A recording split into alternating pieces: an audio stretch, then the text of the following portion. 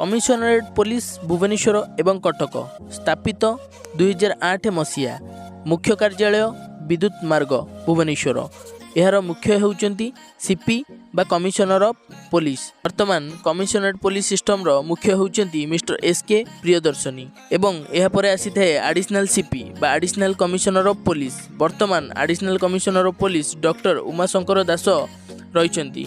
से भुवनेश्वर डीसीपी रु प्रमोशन पाई वर्तमान एडिशनल कमिशनर रूपे नियुक्ति पाई। कमिशनरेट पुलिस सिस्टम को दुईटी डिस्ट्रिक्ट रे विभाजित करा जायछि, कटक एवं भुवनेश्वर। उभय डिस्ट्रिक्ट पाई जणे जणे डीसीपी रही थांती, जहार फुल फॉर्म हैला deputy commissioner of police. Cuttack रो डीसीपी हेउचंती पिनाक मिश्र एवं भुवनेश्वर रो डीसीपी हेउचंती प्रतीक सिंह। वर्तमान यह under traffic, cyber crime and economics offence को नहीं 51 पुलिस स्टेशन रही।